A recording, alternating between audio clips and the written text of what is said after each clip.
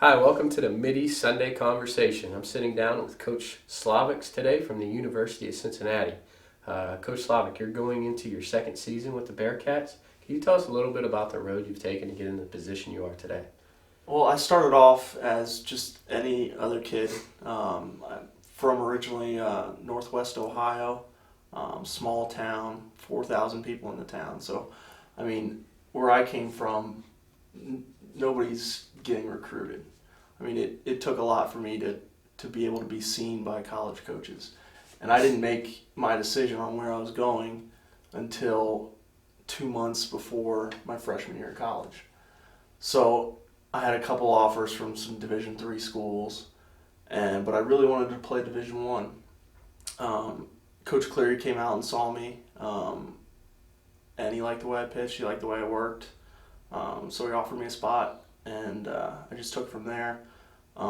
Played 4 years at Cincinnati as a reliever.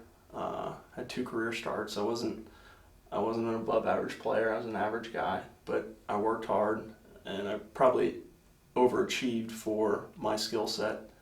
I liked Cincinnati so much, and I liked baseball enough that I wanted to continue in baseball. Obviously, I couldn't do that from an athletic standpoint, but I could do it as a coaching standpoint. I had the know-how, and I had enough experience to where I could keep doing that. Nice. As you mentioned, you did play for Cincinnati as well. Being a player, not being a coach, is there any special kind of traditions or maybe some big rivals that kind of make Cincinnati a special place to be? Obviously, playing in the Big East, it's some really good baseball. But also locally, I mean, we have rivalries with Xavier. We play them 3 or 4 times a year. And that's like cross-town rival, yeah, right? it's the crosstown rival. We live 2 miles apart, 2-minute drive over to their campus. So, I mean, our kids really enjoy playing those guys. They know them. They know everything about them. So that's an important rivalry. In the Big East, I would say Louisville is obviously our closest rival. They might be better athletes in general and have more talent on the field, but we like to take that underdog role in order to beat them. Nice. Now, you were a pitcher. You work with the pitchers now. When it comes to a high school recruit or even maybe a freshman, sophomore in your program, what's kind of the biggest quality you look for in a pitcher that you look at them and you say, all right, he can do the job?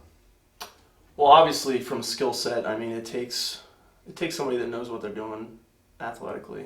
You have to be able to command your pitches, but I think in order to be successful, you have to be honest, and you have to be honest not only with other people, but you have to be honest with yourself. You have to be able to find out, and I found out at an early age. I understood that I wasn't as good as everybody else, so I was able to be honest with myself and say, all right, I'm not as good as these guys athletically, so I need to work that much harder. And I think if kids can understand that early, it's going to make them way better. Yeah. So kind of just to feed off of that, if you had to give one piece of advice for a recruit, high school, junior, senior in high school, that wanted to play maybe not just at the University of Cincinnati, maybe the Division I level, what would it be? I would say just be committed to getting yourself out there, especially if you're from a small place like I was. I didn't put myself out there as much as I should have. Kids now have many more avenues to be exposed to college coaches through showcases and through camps like this. I didn't do those, and I think that was a mistake that I made.